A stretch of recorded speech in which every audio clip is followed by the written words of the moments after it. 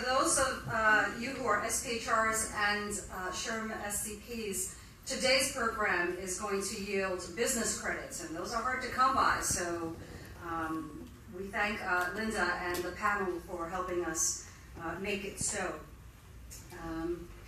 So at this time, since we've already taken care of silencing cell phones and acknowledging all the people who have accomplished great things and who are great partners, I'd like to just make a few announcements of events that are taking place in July, and then our next meeting. So on July 20th, Jackson Lewis Breakfast Series, The Inevitable Facts of Life for HR Professionals. We write that book over and over every day, don't we? Senior Services of North America, Medicare Lunch and Learn on July 25th. Genzer, Dubrau, Genzer, and Kona LP, the Let's Talk Wednesdays webinar. I love that. Caregiver Support and Resources with a special guest, Christine Rice from the Long Island Alzheimer's Association Foundation. Then on the 27th of July, we have the East End Jackson Lewis series, again for the Inevitable Facts of Life for HR Professionals. And then on the 27th in the evening, we will be having our annual Governor's Comedy Club fundraiser. And tickets are available on sale today if you'd like to join us. And that's always a great night. Just as a tease, last year, with Kevin James came and did a practice session with us while we were at this thing. It was a lot of fun, and nobody expected him, so it was a nice surprise. And then on the 28th of July, we have the Jackson Lewis last Friday's lunchtime 20-minute webinar. Probably the best 20 minutes you'll spend on a Friday at lunch, and it will give you an opportunity to actually take a break. And then on August 18th, we have our monthly meeting, which is a luncheon. And this year, our luncheon is going to focus on transgender issues in the workplace. So we will have a legal piece to that, and we will have a practical piece to that. And so I hope that you will all register for that when the announcement comes out. So without further ado, I would like to take this time to introduce Monique Tippy, Managing Director and Co-founder of Triumphant Communications, who will be our moderator for today's Paid Family Leave panel. Thank you very much. Enjoy the session. Welcome, Monique. Thank you so much. Good morning, folks. Thank you for joining us here this morning. I know that this is going to be a very important issue for us to be as knowledgeable as possible on collectively as business owners, as HR professionals, as insurers, as attorneys. What I want to do right now is I'm going to toss it right over to the panel for them to introduce themselves and give you a little bit of the background of who they are, what they do, and where they're from. And I'm going to start right over here with Melissa. Thank you, Monique. I'm Melissa Negrin-Wiener. I'm a partner with Genzer, Dubrau, Genzer, and Kona, elder law and estate planning firm in Melville. And I head up the firm's employee benefit program, Tools and Advice for Working Caregivers, which is aimed at improving the employer's bottom line by keeping elder caregivers present and productive at work. Hi, I'm Samantha Halpin. I'm an accredited human resources professional that's been working in the field for 12 years. I do have a master's degree in human resource management and labor relations from the New York Institute of Technology, and I am the human resources director for a real estate management firm, Heatherwood Communities. Along with that, I also hold the legislative chair position for SHRM Long Island. I have a passion for advocacy and for having a voice. In saying that, this position has allowed me to go to Washington, D.C. and Albany to talk with legislators, to have a voice, and to educate legislators on how these laws and regulations are going to impact the businesses. At the table in the back, I have provided a Long Island guide to your legislative officials. So if anyone wants to have a voice and contact their legislators, please grab a book outside. Thank you.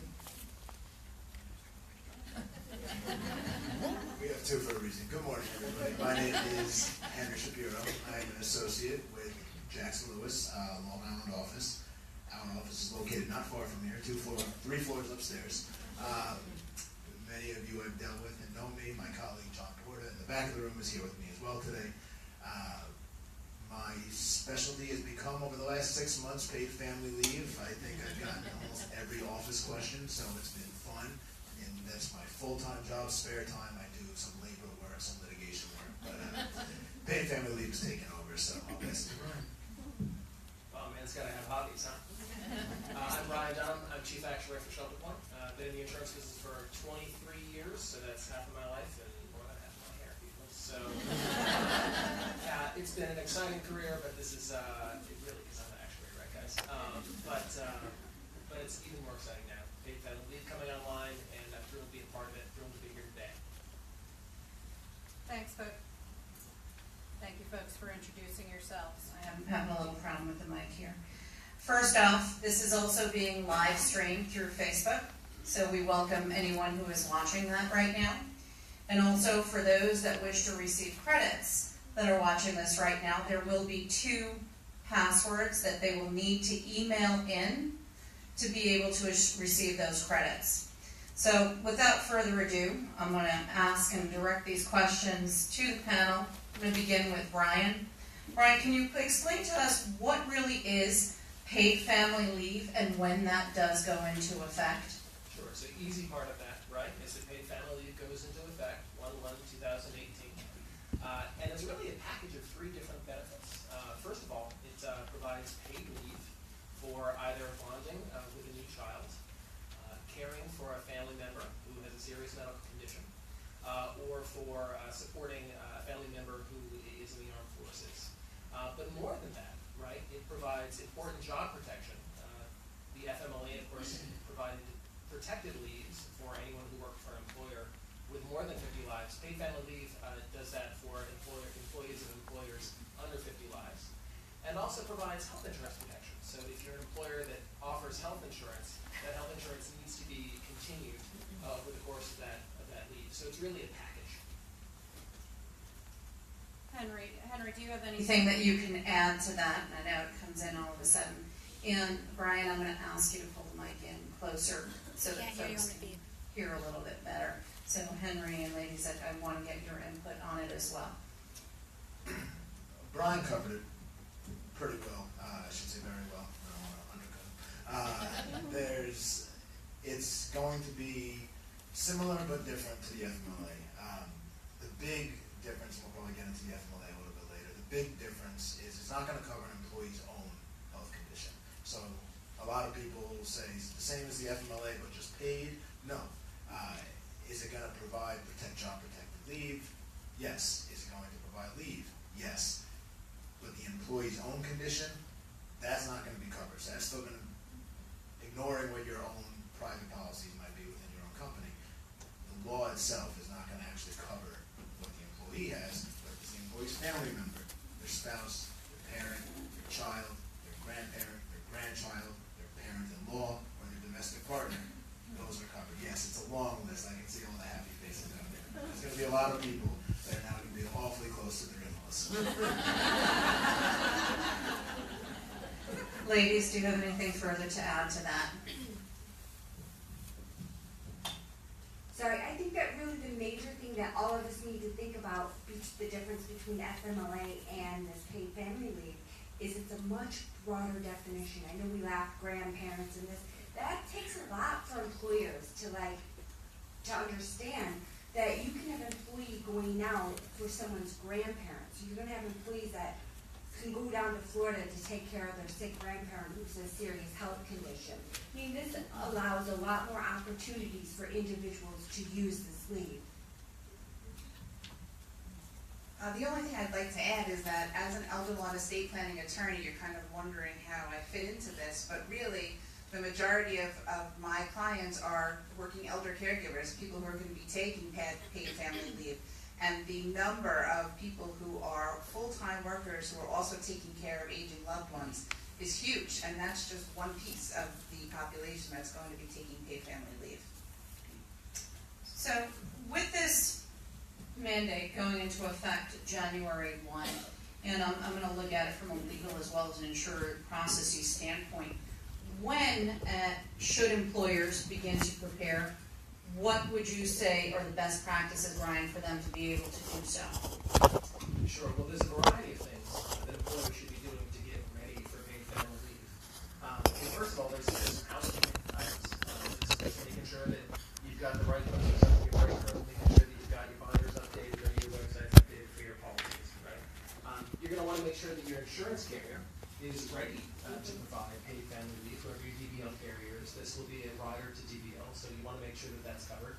And to the extent that you have STD coverage that you offer employees, make sure that the right offsets are in place. So, for example, short-term disability typically offsets for DBL, because if it didn't, people would get both a 60% benefit as well as a salary benefit plus $170 a week DBL benefit, and that would be over insurance. You're going to want to make sure it offsets for PFL too, because if it doesn't, then they're literally going to get a 60% benefit for STD and a 50% benefit for paid family leave, so they could get more than 100% of salary when they go out. So you're going to want to make sure your insurance coverages are up to date. Hey Brian, let me step in here. We're going to go back and forth a little bit, but I just wanted to say that from an employer's perspective, and one of the things you can do from the employer's part is to think about the DBL carrier, and you want to make sure that your DBL carrier is going to provide PFL, okay? They still have some time before they can say yes they are or no they're not. Personally, as an employer, what I've done is I contacted my DBL carrier and I said, are you going to offer it? They're like, yeah. So I started asking questions, well, what does it mean? How's it going to work? They said, well, we don't really know yet.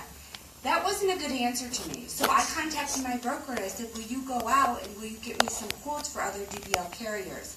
Specifically, I went to ShelterPoint just as a reasoning that they're way ahead of everyone else in the field and they know what they're doing as far as they're starting to prepare for this and know about the regulation.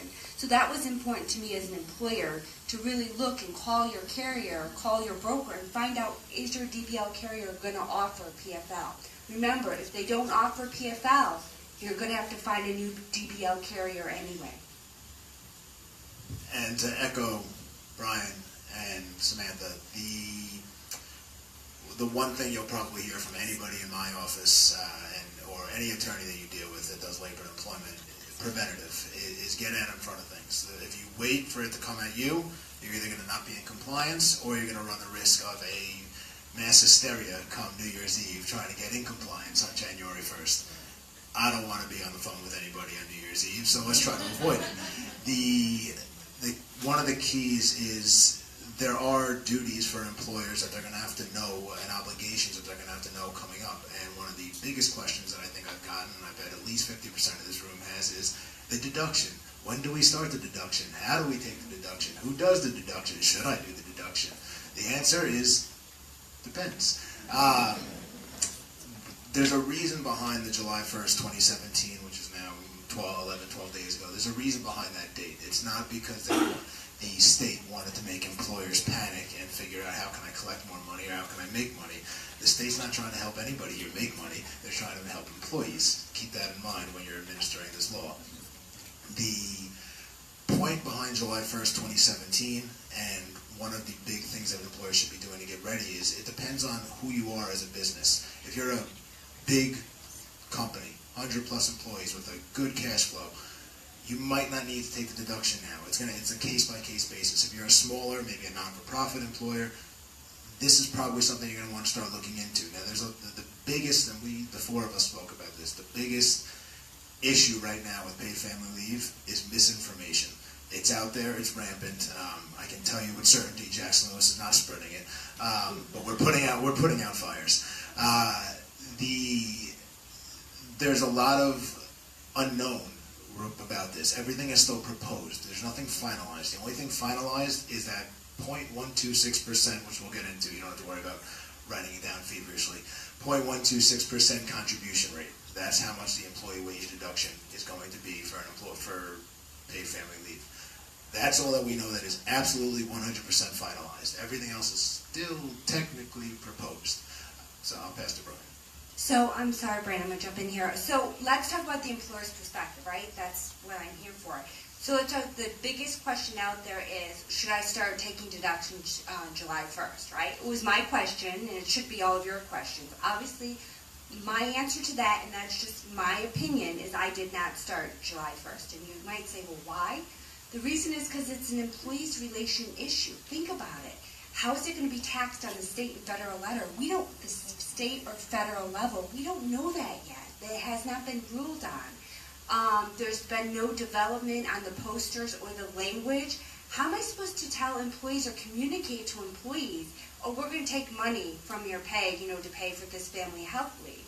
I can tell you this, that I know a lot of my employees that are out for their personal own health reasons will be paying into the PFL. They're going to be upset if I'm taking money from them, and they're still going to get $170 a week from DBL. Again, I felt more inclined to wait till this regulation is finalized, and I feel more comfortable relating it to my employees. A couple more quick comments on the payroll question, also the taxability aspect. Just to speak briefly about the taxability of it. That hasn't been ruled on. This is a taxable benefit in New Jersey, in California, in Rhode Island. From a federal perspective, it is state taxed in Rhode Island. It's anticipated that it will be state and local taxed in New York State, as well as federally taxable in New York State. Insurance companies are going to be going to the IRS to get a formal ruling on this, but that's the anticipation. It's very likely to be federally, state, and locally taxed. The contributions will very likely be post-tax, but that's not certain yet. So that's one of the reasons why you might want to hold off on doing that payroll withholding, because gosh, do you want to do it pre or post-tax? That's not certain as yet.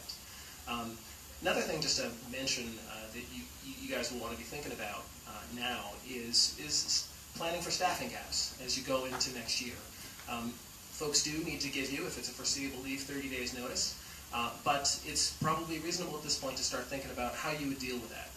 There was a California study, and because this has been in California since 2004, and it turns out that 2/3 of employers typically cover those staffing gaps with existing staff, and about 1/3 of employers had to reach out to temporary agency solutions. But that's something you want to have lined up, because folks can literally go on leave 1/1/2018.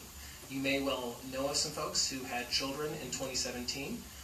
They would be eligible to take leave starting 1/1/18. And the dads too. You might know about the moms, but you might not know about the dads. So bear in mind you may have some sort of leaves already out there ready to go. One of the ways that you can stay on top of this evolving issue is to subscribe to our website, paidleaveny.com. And what's great is that then you'll get alerts as things like these taxation issues are sorted out, and we have definitive guidance. You can make sure to get that information if you do go ahead and subscribe. Again, paidleaveny.com. I just wanted to add one thing regarding preparation for PFL that's not necessarily insurance related. There's a lot of ways to educate your employees about different resources that are available if they are caring for a sick individual, so that maybe they don't have to go out on leave, or if they do, it's for a very short period of time so that they can get everything in order. There are a lot of alternatives to perhaps taking this paid family leave for caring for sick family members, and it's certainly something that everybody should look into educating their employees about. Thank you, Melissa.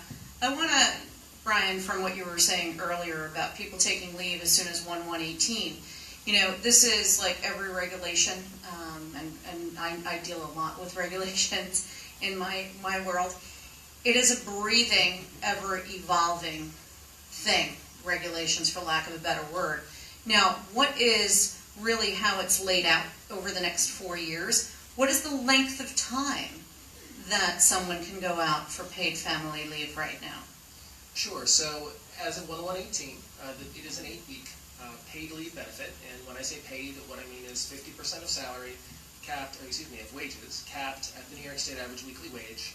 And given the New York State average weekly wage is roughly $1,300, you're talking about a benefit that caps out at about $650 a week. As you move forward in time, out to 2021, it goes from 8 weeks to 10 weeks, and then the next year it's another 10 weeks, and then as you get to 2021, it is a 12-week paid leave benefit. And the percentage of wages increases as well, from 50% to 55% to 60%, and then finally to 67% of wages. One of the things to bear in mind is that there's a couple of different ways that this will be evolving. There's the way that it's already kind of set up to grade in over time, but there's also kind of an arms race right now going on between states. California just recently enhanced its paid family leave program. New Jersey is enhancing its paid family leave program. Washington State just introduced a paid family leave program. DC just introduced a paid family leave program. And so there may well be enhancements to this. For example, we might see that there's coverage for caring for siblings, that kind of thing, over time. Thank you so much, Brian. Does anybody else have anything else to add to that question that we just tossed over Brian's way? Now, one of the things we talked about, because we're talking about the financing of this program, who actually has to pay for this program? I know that not everybody's ready to take deductions right now, but can you talk about the advantages of beginning deductions early versus later on, as well as who's really responsible for that financing? Sure. So one thing that we didn't cover when we talked about the deductions is why you might want to start taking deductions before 1/1 for a benefit that you really only have to start paying for on 1/1. Well, the reason for that is a lot of smaller employers' policies, DBL policies, and of course PFL is going to be added to it, are paid annually in advance. So by taking deductions sooner rather than later, you can partially pre-fund some of that PFL premium that you might want to just go ahead and get out of the way with one annual check. The challenge, of course, as we mentioned before, is the taxability isn't sorted out, so you may want to wait the 2 to 4 weeks it'll take for us to get a little more definitive guidance, maybe 6 weeks, who knows, it's the IRS people. So that's one thing to bear in mind. Also, I'm sorry, I forgot the rest of your question. Can you restate? What I wanted to know for the folks is when would be the best time, and what are the benefits of taking early, and what are the not benefits of taking early, which I think you responded to on that end. Now I know that as of 1/1 mandated that everybody is part of this. What are some? One thing just briefly to mention, one thing that's very important to note is that you do want to make sure to begin by 1/1 because you can't actually go backwards in time to sort of to retroactively collect. That's actually illegal. The other thing to bear in mind, a couple things to bear in mind really. One, this is something that is set up in the first year to really cost no more than $85.56 a year per person. So we're not talking big dollars. So that might be another reason why you want to wait a little bit to start collecting those contributions. Finally, there's nothing that says, even though this was set up as an employee-paid program, nothing that says the employer just can't just write the check and pay for this and switch it up later. It's entirely, or whenever you want to. So it's entirely up to employers whether they want to have the employees fund this through contributions, whether the employer wants to partially fund it or fully fund it. And I think I'm going to say that one of the other reasons to think about if you're going to start taking now or later would be based on when is your bill, when is your DBL bill due? Because that's when your PFL is going to be due. I know on my bill, I do quarterly in arrears. So me to wait, I'm not going to be hurting myself, meaning I'm not going to have enough money to pay for that already. You see what I'm saying? So just make sure you look into, if you don't know when your bill is due, find out when it's due, and that might help you determine if you should start taking sooner. And something I want to mention for the deduction, everything everyone set up here is correct, but it's partially an employee relations issue. Do you want to pass it? You can. The regulations allow you to pass the benefit on to the employees. Depending on the size of your company, you might decide, you know what, it's not worth the administrative hassle, or we'll just do it ourselves. To keep in mind, if you're a unionized employer, it's not clear from the regulations, and it's not as easy to just take the deduction. Whether or not this is for anybody who's well versed in CBAs and the NLRB, it's not. The regulations don't say whether or not this is a mandatory or permissive subject of bargaining, whether this must be something that you have to put forth to the union or not. What we are advising, Jackson Lewis is advising, if you are a unionized company, communicate with the union. Speak to the union representative. Let them know if you plan to take the deduction, make your decision internally. If you plan to take the deduction starting July 1st, August 1st, and any day coming up before January 1, mention it to them, see if you can get their consent. I can tell you some of the people that I've dealt with have already just said it's fine, we know this law's coming, it's going to be a benefit to employees, because in reality it is. Employees are getting paid leave here. And they're okay with it. Some of them might give you some pushback and say, no, you got to bargain over this, and then this becomes a whole other issue. But to avoid an unfair labor practice charge, if you are a unionized company, consider mentioning this to the union first. You also, I'm going to jump in again, you also have this idea that if you take too much money from someone, you're going to have to give it back to them. To me, that's going to be an administrative nightmare to go through my payroll and whatnot. So again, just be careful that if you do start taking deductions early, that you do ask your payroll company to stop it, so it's not going to take out too much. Just so that everyone is clear here, because I did hear from someone on the side, who pays for it? It is the employee's responsibility to pay for it. But as you guys had mentioned earlier, some companies may choose to do that themselves.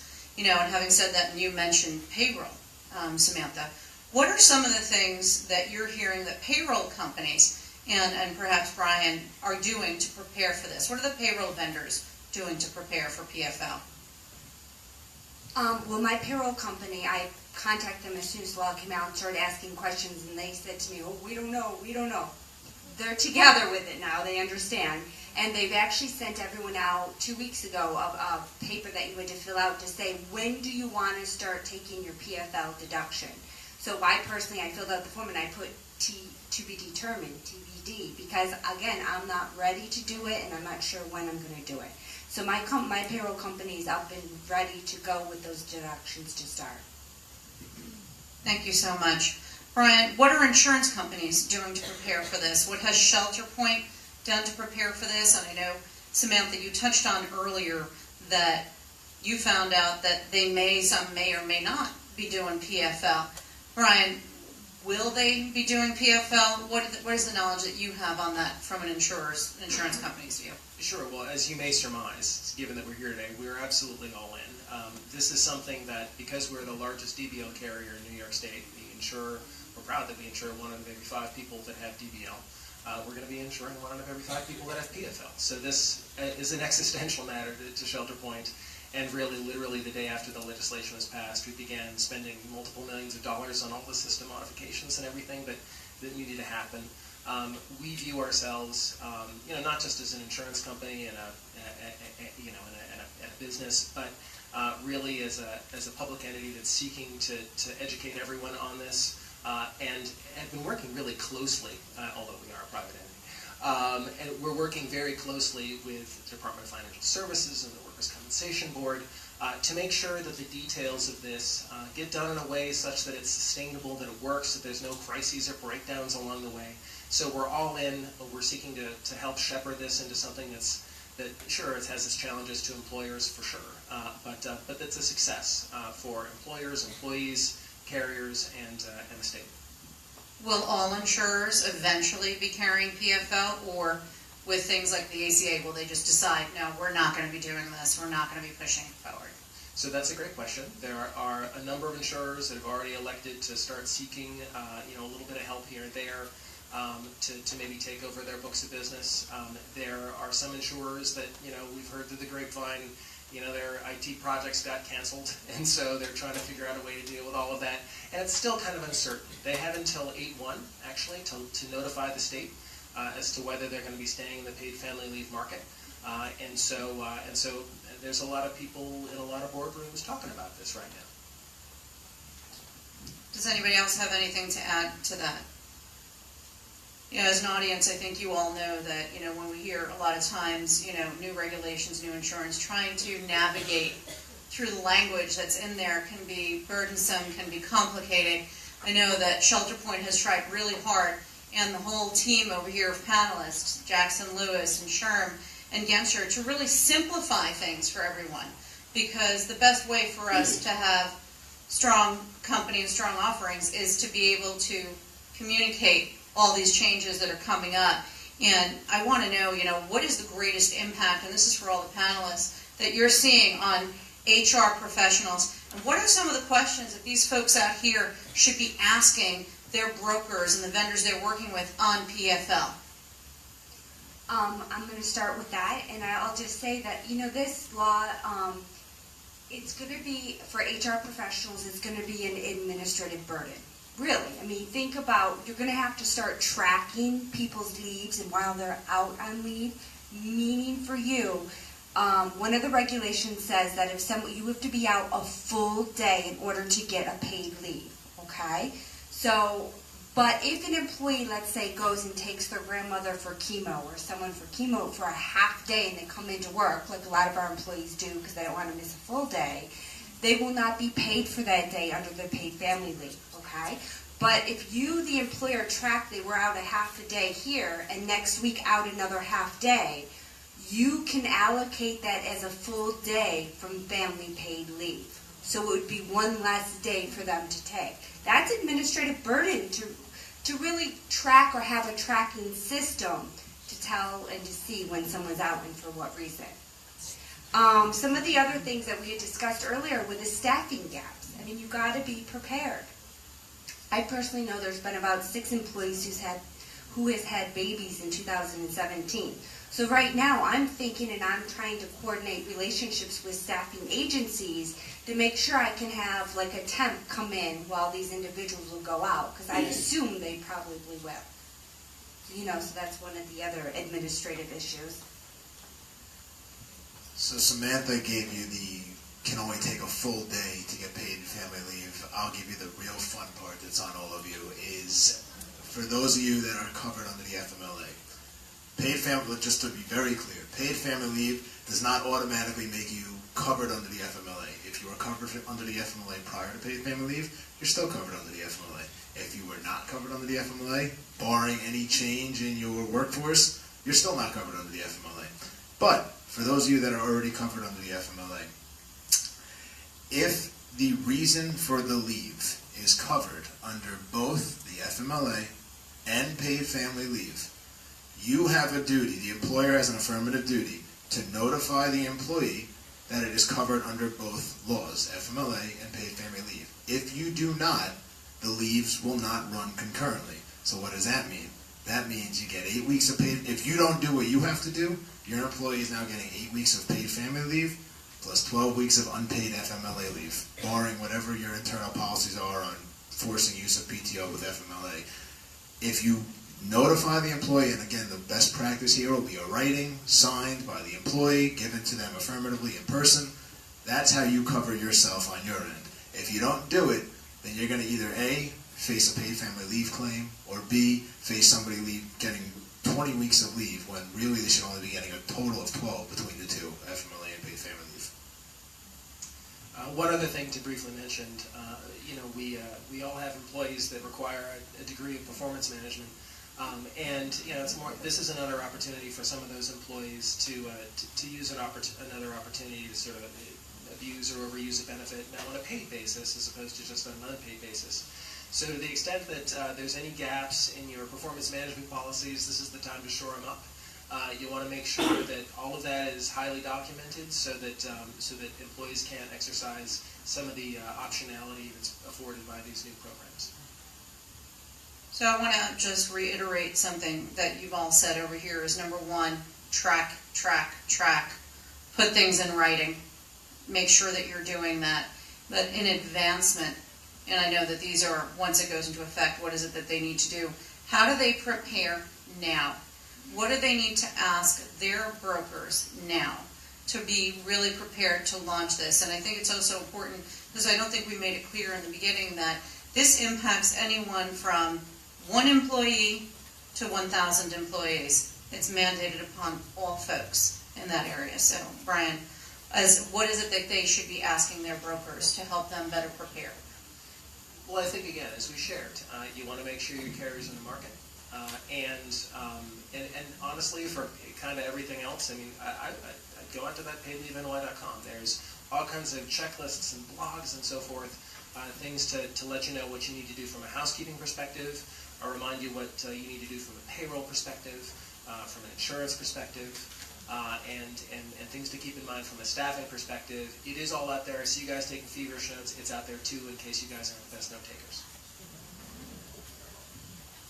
And Monique's original question then was, what should HR professionals do to prepare? And Samantha said a lot of good things, but one of the things I wanted to add to what she said and what Brian has said, there are other affirmative employer duties and things that that are going to require compliance come January 1 of next year. One of them, there's going to be a posting, the same place you have your FMLA posters and your New York State Department of Labor posters, whether it's your break room, your kitchen, whatever common area you have. there's going to be a poster for paid family leave. So that's going to be, it's going to be released by the Workers' Comp Board. We don't have it yet. It's one of the many things we don't have yet, but we will get it, and that's going to be something that you're going to have to do. There's a notice requirement to your employees. If you have a handbook or policies, there's going to be a requirement to update your handbook or update your policies to provide information on paid family leave, how an employee is supposed to request paid family leave, what the process is, and that's all something that, whether it's Jackson Lewis or whatever attorney you use, that's something that they can obviously walk you through. There's going to be, if you don't have handbooks or don't have policies, you can't just say, we never did it anyway, so we're not going to start now. You have to start now, at least with paid family leave. I won't acknowledge all the other things that you probably should do. But the other thing that you also want to get familiar with is there's going to be forms. There's a duty for the employer. There's proposed forms now. There's nothing finalized, because I get to keep saying that, which is what makes this fun. Nothing's definite yet. But there's going to be forms that an employee's going to have to fill out to get the leave. Now, obviously, the ultimate determination of whether the employee is eligible for the leave is going to go to whether it's ShelterPoint or whoever your carrier is. They're making the determination. But the employer has a duty on these forms to fill out basically the employee's eligibility information. How long, who is the employer, how long has the employee been working there, how many weeks, what is their salary, what their salary or their wages. That's all information that's going to come to you guys, and you're going to have a 3 business day turnaround to then get this back to the employee so they can then submit it to the carrier. Obviously, as we've all been preaching and echoing, documentation, keep copies, store everything, but it's going to go back to the employee. But you got that 3 business day turnaround to get the employee's information. I'm going to go back a little bit to like why this was an administrative burden, right? So that's how we all started doing this, and they said some great things. You also got to think about this, right? I work on a budget, and now you're going to have to think about, even though the employer is not supposed to pay for this law, right? It's on the employees. You got to think there's going to be a financial burden here on the employers. And how do you say? I would say in legal fees, right? You got to contact your attorney.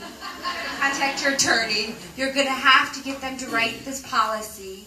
You want to make sure that all your leave policies run together, and then you're not paying someone too much that you shouldn't have to pay, whatnot.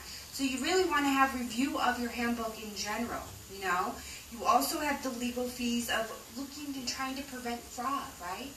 I have a FMLA, unpaid leave. I have a lot of fraud with unpaid leave. I can't imagine what's going to happen with paid leave. So you're really going to have to put this, allocate an amount or a budget for, legal fees in this sense also.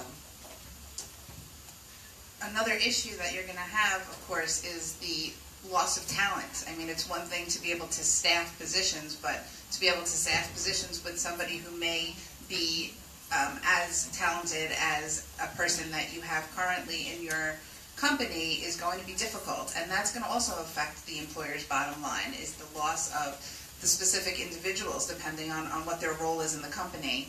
And that's another really important reason why it's good to look for alternatives and perhaps try to help people avoid having to take that much time. Brian, do you have something to add to that? You're good? I'm going to step away from processes for 1 second, because we are going to go back to what folks need to do as far as process goes. And you guys all mentioned earlier that there are states with paid family leave that's out there right now. Have there been any current metrics used in those states?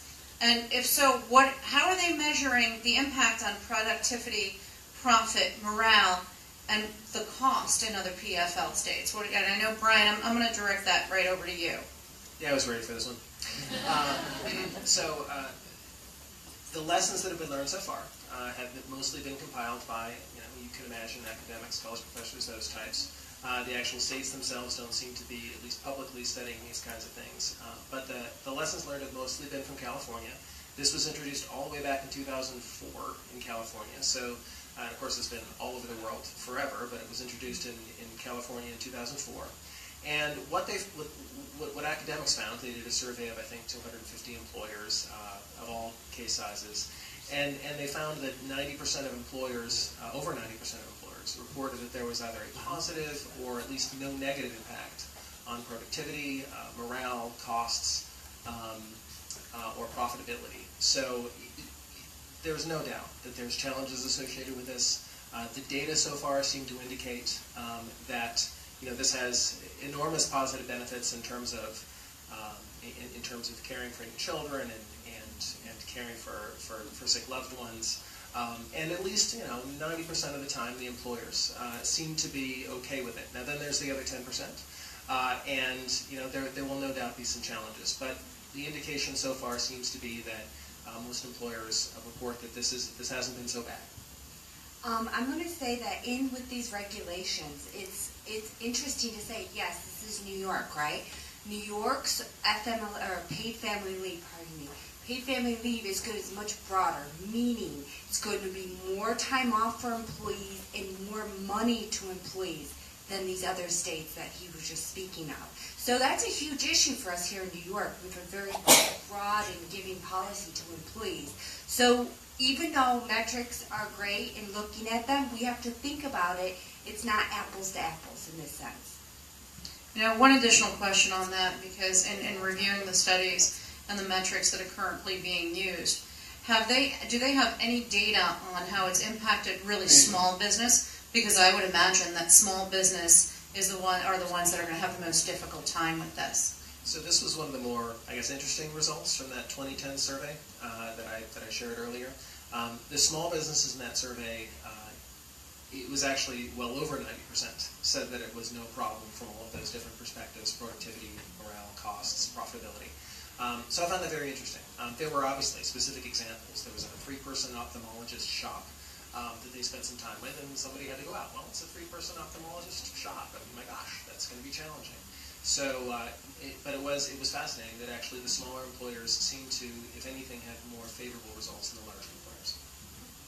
So it didn't really impact their business continuity from what those studies had shown? Again, 90%'s in the one direction and 10% is the other view, right? This could be we could view this as a glass 10% empty. But one of the things to really bear in mind is the smaller the business, frankly, the lower the rate of pregnancy, which is a real big driver of this benefit. We see this in our own data, and really what happens, I think, a lot is that when you talk about smaller businesses, people who are anticipating having children probably naturally migrate to larger companies with more rich benefits, right? And so what you see is a reduced rate of maternity of employees of smaller businesses because they select out to go get those better medical benefits or what have you. So you already have that natural effect.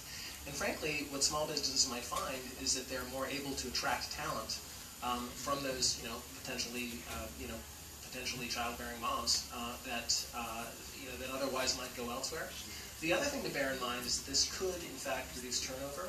What they found is that the percentage of women who were back at work 1 year post-birth actually increased in California from about, I believe it was 70% to 88%, something along those lines. There was an 18-point improvement in whether somebody was back at work after a year. So this could, in fact, reduce turnover.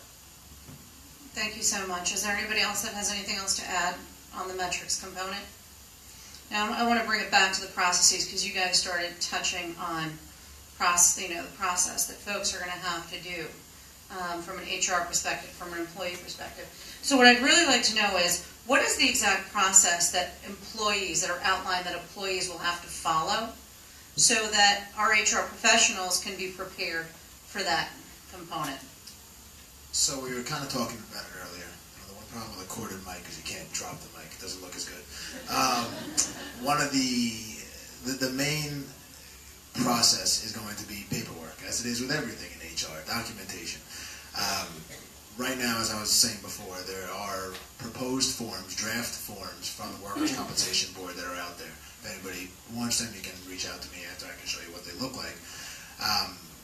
And there's one standard form that every employee that's going to request paid family leave is going to need to fill out. Right now, it's called the very innovative PFL-1. That form is being filled out by every employee. It's going to require their basic information, their name, address, all the typical personally identifiable information. There's a second part of it, like a section B.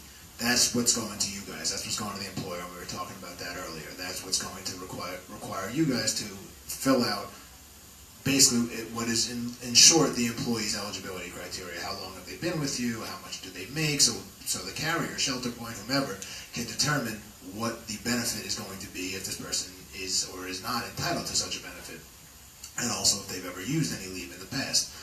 The employee gets that back in 3 business days from you, then they have a duty to submit it to the carrier. Once they submit to the carrier, ShelterPoint, whomever, has 18 days to make a decision whether to approve or deny the claim. That's the paperwork. Now, as Brian said, right when we started, there's essentially 3 different buckets, 3 different reasons why an employee can request leave. There's the baby bonding, there's the caring for a family member with a serious health condition, and then there's the qualifying military exigency leave. Those are your 3 reasons. Each one has a specific form and possibly and also a specific certification that needs to go along with these forms to the carrier, so the carrier can actually evaluate, okay, they want leave for their aunt. Well, an aunt isn't covered. Now, there's all in loco parentis and different definitions we can get into. We won't do that because nobody wants to talk about that right now. But for baby bonding, you're going to have to submit a birth certificate, prove you had the baby. So there's going to be a certification form, a certification requirement to basically prove that you are eligible for this leave that you're requesting. And there's going to be a different form. There's a PFL2, a PFL3, a PFL4, and a PFL5. The reason why there's 5, or I should say 4, 2, 3, 4, and 5 for only 3 types of leave is because for one of them, the serious health condition of a family member, you're going to need your family member's medical records. So there's an authorization for not the employee's doctor, for the family member's doctor that they're allegedly need this care for. The family member's doctor is going to have to complete a release, so the employee or the insurance carrier can essentially get the records to see, okay, this is a serious health condition. It wasn't, a bump on the head, and they were in the hospital for a day, and that was it, and they're not covered. Can I just add to that and ask you what defines a serious health condition?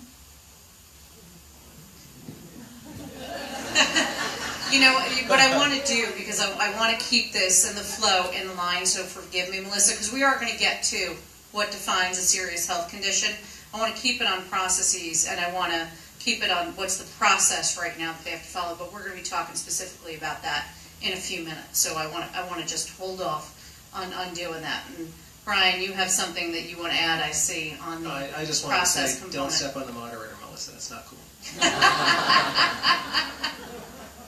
So let me just add in my part. The forms are really going to be like your DBL form. Remember, guys, this is going to be a section just added into your DBL policy. So this is, PFL is going to be DBL. It's just like a section added into your DBL policy.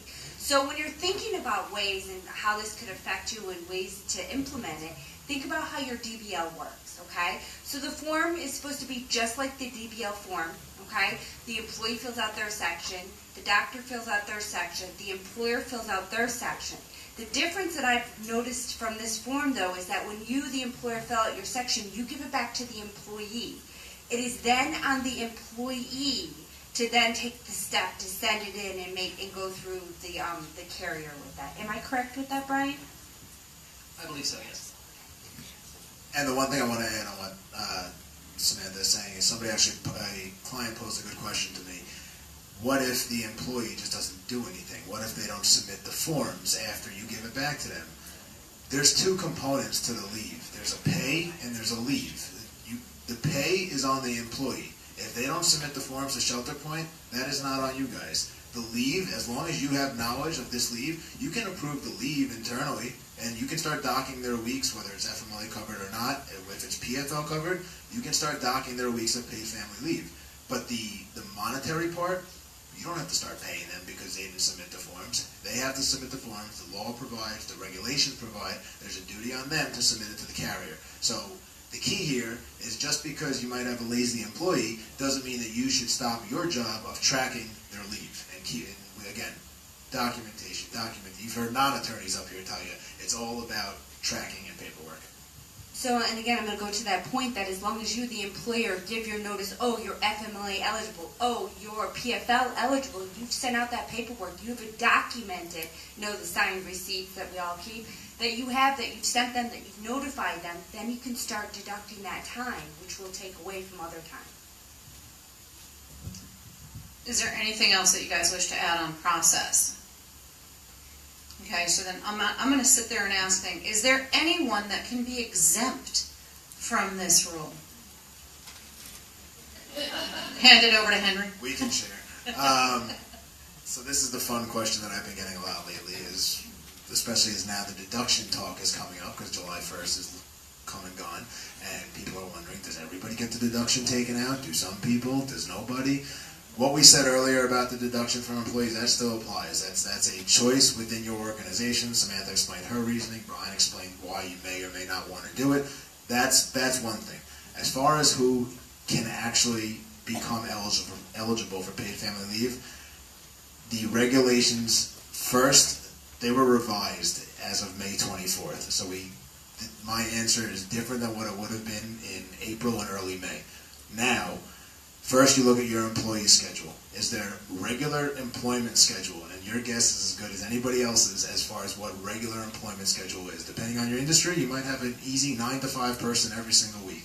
The regulations as they are right now don't define regular employment schedule as easy as those 3 words sound. You look at the employee's regular employment schedule. If it is 20 hours or more, that, for all intents and purposes, is what we consider full-time. The regulations don't call it full-time anymore, but that, as you and I understand it, that's a full-time employee, 20-plus hours. If they are working, or if they are to work 26 consecutive weeks in the 52 weeks preceding their leave, if that's their regular schedule, then they are going to be eligible for paid family leave. If they are not, if they are going to work over 20 hours, so maybe you're a seasonal employee, you have depending on your organization, maybe you have a 12-week temporary landscaper. I don't care if you call them temporary, part-time, seasonal, whatever you call it internally, that's fine. But if they are going to work 20-plus hours a week, but only do it for 12 weeks in a year, they will never be eligible for paid family leave based off that schedule. Things might change, but they will never be eligible based off that schedule. In such a circumstance, they are eligible for a waiver, as Monique was saying, is anybody that can be exempt essentially from this contribution and exempt from not getting paid family leave. I'm kind of expanding upon this a little bit. So for somebody who's working 20-plus hours, if they will never work 26 consecutive weeks on their regular employment schedule, they are eligible for a waiver. Now, there is not an affirmative duty for the employer to tell the employee that they are eligible for a waiver. I will tell you a best practice is, if that's the case, if you know you have this seasonal employee, it might not be the best idea to just start taking the deduction and not say anything. If you realize that this person's regular employment schedule is not going to make them eligible for paid family leave, consider bringing them into your office, have the conversation, say, listen, and you're going to, again, want something signed here because documentation rules the day. We take contributions or we take deductions for paid family leave. This is what the law covers. Your schedule is never going to allow you to be eligible for it. We automatically take the deduction from everybody. If you want to waive out of the deduction and keep the dollar or something change or even less than that in your paycheck, sign here. Keep that, give them a copy, that's fine. And then start to tell your payroll company from, John Doe, Jane Doe, don't take the contribution, don't take the deduction from that person. That's the full-time / 20-hour or more person. For somebody who's working less than 20 hours, which I'm sure a lot of us have part-time workers, that is what essentially we are calling part-time. The regulations used to say it was anybody who worked less than 5 days in a week. The method to this madness is, if you think of a nurse, go to any hospital, most nurses put in those 12.5-hour days, but they only work 3 days a week. My fiance's a nurse. They have it easy. I don't want to hear about it. Don't tell her I said that. So they work 3 days in a week, but they're working 12, 13-hour days. So they're full-time, but they're working less than 5 days. So the old regulations essentially said they're a part-time worker because it's less than 5 days in a week. You and I all know that that's not true. My fiance would kill me if I told her that she was only a part-time worker. But be that as it may, if you work less than 20 hours, you need to work the employee needs to work 175 days to be eligible in the last year to be eligible for paid family leave. If they are not going to work 175 days, if they only work 1 day a week and 3 hours a day, maybe you run a gym and they're a personal trainer or they teach a class. If that's the case, they are never going to, under that regular employment schedule, they will never be eligible for, he or she will never be eligible for paid family leave. They are also eligible for the waiver. So it's a key distinction between eligible to collect paid family leave benefits versus eligible for the waiver. So it's a distinction, and what we would all tell you to keep in mind is always think of what the intent is behind the law. The intent behind the law is to cover as many people as possible. It's to, as Brian was saying earlier, it's to help pregnancy, it's to help pregnant mothers, it's to help fathers whose wives are pregnant. The goal here is to provide coverage. The goal is not to offer this insurance policy and then have nobody take it. The goal is to use it. So just keep that in mind. When, again, it's not your decision on the leave unless you're self-insured. It's not your decision, but when you might be questioning it internally, let the carrier decide, but realize more often than not, the leave is going to be approved and most people are going to be eligible for the leave unless you have that rare circumstance where someone's going to work 20 plus hours but not 26 consecutive weeks. It's a tough distinction, but it's something that anybody up here can walk you through. In talking about the waiver, yes, so if someone does waive, let's say you hire someone to work less than 26 weeks and they waive out, like me, I have 2 golf courses, okay, so I hire some people to work during the summer. If they're really good workers and we really like their work ethic, we keep them on board as a full-time employee. Either we put them in like landscaping or in some other position, but we usually generally hold on to them. What would this mean for me? What this means for me is that I had a worker who waived out a PFL, right? As soon as I know their status changes, let's say it's the 13th week, their status changes to full-time status, then you have to, as an employer, you have to start taking deductions as soon as you have to start taking deductions within 8 weeks, but you have to go back to the original hire date of the amount of money that you have to take from this employee.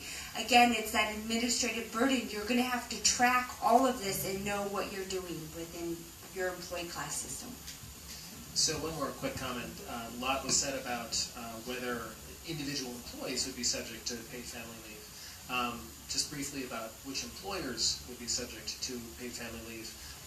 If you're required as an employer to offer DBL, you're required as an employer to offer PFL. That's the easiest way to think about it. If you are not required, but you opted into DBL, then you also have the opportunity to opt into PFL. So what I'm talking about there are public entities, schools, the like. Those folks can opt into PFL, but they're not required to offer PFL. But typically, again, the litmus test is if you're required to do DBL, you're required to do PFL. You know, one thing to add, because I know it can be a little bit of a confusing space. A full-time employee cannot turn around to their employer and say, I waive my right to PFL. So I want to be clear about that, is that it is mandatory.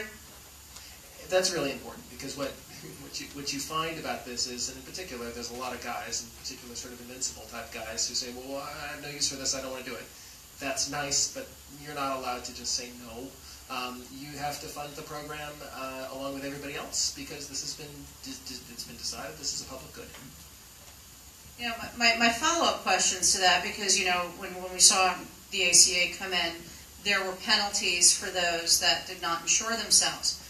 Will there be penalties for folks that are sitting there saying, I can't do this, I don't want to do this, and if so, what are they? Henry? Yeah, so for employers there is a penalty, and of course it's monetary, because every penalty is monetary. If you are not providing coverage, if you are not administering the law properly, and again, I want to just clarify, not really clarify, but just accentuate something Brian said earlier. An employer could choose to fund the program and pay the premium themselves. It's a choice if they want to pass the cost on to the employees. So I don't want anybody here to leave thinking we have to take this deduction from our employees or we're out of compliance with the law. That's not the case. The case is you have to provide the coverage. You can't say, we're not doing paid family leave, or we have mostly a male workforce, we're never going to deal with pregnant mothers, so we don't need to follow this law. That doesn't fly. So the penalty, if you do take that attitude and say, I don't want to do it because I'm better than New York State, the penalty is half of 1% of your weekly salary, of your weekly payroll for the week that you were in violation. And that obviously can go on beyond 1 week, plus a fine for up to the sum of $500. The sum of $500, that is what it is. I don't want any of you to have to pay any money that you shouldn't. The big one is, even though it sounds like a small number, depending on the size of your payroll, 0.5%, a half of 1% could be a big number if you have a high payroll. So avoid that. Administer the law. Provide the law. Speak to people, whether it's your insurance company, your payroll company, your counselor if you have, whether in-house or out, not in-house, out of house. Speak to your attorney. Figure out what you need to do to be in compliance, because the last thing you want to do is A, have to pay your administrative team more money to administer this, and then B, try to do it right and still do it wrong and then get nailed with the penalty. So that's what you want to avoid. So I want to, we were talking about earlier an employee's eligibility for leave, the time off that they can take. Now, we said that they can take up to 8 weeks off. How must that time be taken, number one? How do you measure their eligibility? I'm going to make Melissa really happy with this component. How can you measure that the health issue is really good enough for someone to take leave? So let's start with the time off, Brian, and how that plays out. Sure. So again, in 2018, you can take as much as 8 weeks off, and as you go out to 2021, it's a 12-week benefit. But one thing to bear in mind is that this can be taken intermittently in as little as 1 day increments. And so in many ways, this could become not just a bonding strategy, but in some ways a childcare strategy. So if you've got 8 weeks, if you're a full-time employee, that's 40 days. So a new dad, for example, could take 40 Fridays off. And mom might take 40 Mondays off, and the grandma and grandpa maybe deal with sort of the middle days or something along those lines. So there's going to be election of this in ways that's different than in other states, because New York allows much more intermittent leaves than we see elsewhere. So that's real important to bear in mind. Now, how can you measure really their eligibility for it, not just in those cases, but in the case of elder care, Melissa? What is it that needs to be done? And, with HIPAA laws, the first thing that comes into my head are privacy laws of a person's health, and the reasoning, to what extent must they report that? Well, this is a conversation we had the four of us before this, about the fact that you need to get information from the sick person's doctor. So in order to be able to get that information, the individual who you're taking off to take care of, they're going to have to sign a HIPAA form, giving authority, allowing the doctor to give that information. Well, a lot of these people are not going to have capacity to sign a HIPAA form, because they may be sick with something that affected their mental capacity, or they may have dementia or Alzheimer's, things like that, and they will not be able to sign the HIPAA form. Now, if they have a properly executed power of attorney that allows for them to sign a HIPAA form, then the power of attorney can sign for them. But most of the time when we see powers of attorney, they don't allow for that. So even though it kind of seems like a simple thing to go and get medical records to prove that you can go out on this paid family leave, there's nothing simple about that piece of it. And that's another reason why we want to try to educate employees on what they can do to avoid that problem. Something as simple as making sure that their loved ones have a power of attorney, that they have power of attorney, so that it does remain a simple task. One really simple thing to mention, and obviously this is sort of the other end of the spectrum of these family care leaves. Obviously, if someone is committed to elder care for somebody who has Alzheimer's or something along those lines, that's a serious medical condition, right? But the question might be, okay, my kid fell off his bike. Is that a serious medical condition? My kid has a cold. Is that a serious medical condition? And the answer is typically no. What serious is defined to mean is very consistent with what you see in the FMLA, and what that essentially means is anything that keeps that person from going to work, going to school, that type of thing. There's a requirement that they see a doctor at least twice or once with sort of an ongoing plan of medical supervision. Typically, this has to be something, and this is the bright line test, that will last 4 days or more. So that kind of carves out the flu, it carves out the well child visit that somebody might want to take a day here or there for. That's not the idea here. We're talking about something more serious. And just saying, let's go to the serious health condition that we're talking about. In the very first regulation, before it was revised, the definition of a serious health condition was verbatim of what's in FMLA, right? Let's think about FMLA, right? You guys, it's been around, what, 20, 26 years now? Right? It's something like that. So it's thinking about, it's been around for a very long time, and we still have questions today. How many of us go to seminars on what's a serious health condition? How do we implement this? I mean, we're still dealing with this, and we're still learning and trying to understand FMLA. It's going to be the same thing with PFL, okay? It's going to be a new law. We still don't have revised regulations, and as soon as they're revised, we're still going to have, as soon as they're finalized, we're still going to have questions, and it's going to be questions for many years to come. But the more education you give yourselves and the more information that you obtain is going to help you to implement this the best way. And just a quick point, something that you all might say, oh, we know that, but I'll feel better about myself if I say it. Nothing with paid family leave absolves you of your duty to still comply with other state and local laws.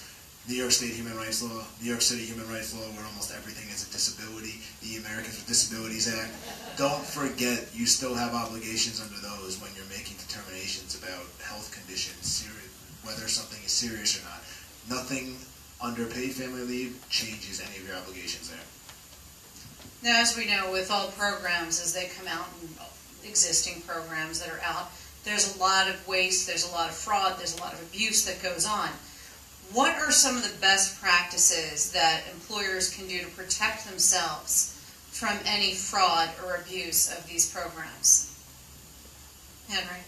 Track, write, type, document, however you want to do it. Use a carrier pigeon, I don't care. Do something to have a record. I think anybody that's ever spoken to any labor and employment attorney, whether with Jackson Lewis or with any firm, they're going to tell you, well, it's going to be tough to make this adverse decision that you want to make, whether it's a termination, demotion, a suspension, because you don't have any documentation. There's no negative performance reviews, there's no written warnings, there's no verbal warnings, there's no nothing. If you don't track the time that they're taking, you're going to see fraud. If you don't give the notices that are required under FMLA and paid family leave, you're going to see fraud. I wish I could tell you we were in a perfect world where every employee is going to do the right thing, but I think we all know in reality, documentation is what's going to at least give you a chance to defend yourself in a litigation. Brian, what from an insurance perspective, through the processes that they have to go through, are there things in place to protect from that fraud when it comes to documents that they're submitting? Oh, sure, absolutely. And by the way, there's no carrier pigeons involved. We tend to use fax or computers. But yeah, I mean, there's going to be fairly tight claim management. The state wants people to use this benefit, but at the same time, the state will be auditing insurance companies to make sure that we are paying claims only when, maybe in a forgiving fashion, but only when really appropriate. So if you find that something is being paid that you don't think is appropriate, that's something we'd want to know about, and we'd want to take it into our future claim determination. Anyone else have anything else to add on that? I'm coming from the audience, but I'm not bored. I just wanted to add something in terms of the risks for employers that everyone can be separate and apart from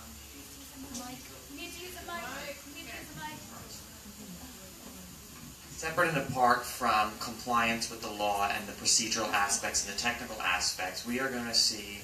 We also want to take it, and Henry mentioned it in connection with claims of discrimination. Everyone should be aware that there is a cause of action under the New York State Human Rights Law, the New York City Human Rights Law, for associational discrimination, i.e. you discriminated against me because I have a family member who has a disability. We are going to see a rise in these types of claims. Right now it is not a claim that's heavily litigated, but I just recently had 2 filed that I'm handling right now. So one thing that's important, aside from just technical compliance with the law, when we are making decisions, right, when we are making employment-related decisions about an employee, if we're going to choose to terminate, if we're going to discipline, if we're going to demote, you know how we all have that gut check in terms of what risks are here. Did this person complain about discrimination? Are they in a protected category? One thing that we need to also look at on that checklist is, did this person recently avail themselves of leave under PFL? And what information do I have? And we need to make sure that when we're doing that assessment, I'm not saying that you change the decision, but what needs to factor into that decision is potential retaliation claims and potential claims of associational discrimination.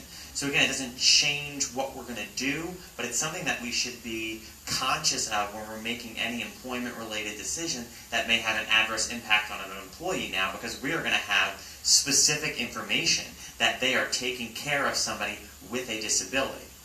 So it's just something else to add to your paranoias in terms of what risks we face when we take an adverse action against any employee. And I would just say, I mean, it's hard to get away from fraud, right, in general, and how to stop people from doing the wrong thing. I mean, it's very difficult. The one thing I can say is you need to educate your supervisors and your managers about this law and regulation. They need to understand what it means, what the individual is allowed to do, and what they're not allowed to do. And I think that's really going to be the way to kind of combat this so that there will be less fraud for you. And just to kind of circle up everything that John just said and that Brian said earlier, there is a cause of action under the regulation as it's currently proposed for discrimination, for retaliation related directly to paid family leave. So basically what John said, but within the actual regulations in the law as it currently stands. So it's going to be done through a workers' comp 120 hearing, and the key here is going to be, as always, there's temporal proximity. That means time. If for some reason, hopefully other than the leave, you need to terminate somebody, you need to make an adverse decision right after somebody either requests leave, comes back from leave, if you don't give them their job back despite being job protected leave, if you don't continue their health insurance, whatever the case may be, realize that they can now have probably multiple avenues to pursue a claim against you. So when you are making this decision, if you are making a decision, think it through, be smart, consider consulting with counsel, and just make sure that everything leading up to the leave has been documented, whether it's performance, whether it's absenteeism or lateness, whatever the case may be, document. Thank you so much. I'm going to move on to the elder care component of the paid family leave. What is the benefit within PFL for, and we look at the rise right now with folks that have family members with dementia and all different forms, as we have an aging population. What is the benefit within PFL, for those caregivers? And what can the caregiver do themselves so that it's less disruptive to their work lives as well, to find a greater balance? And Melissa, I mean, that's really in your I think that the focus, when people talk about PFL, all through the different drafting of the law, has been the new parents and that who's going to take advantage of PFL. But the truth of the matter is that I don't think people realize that 1 in 5 Americans are caring for an elderly or disabled loved one.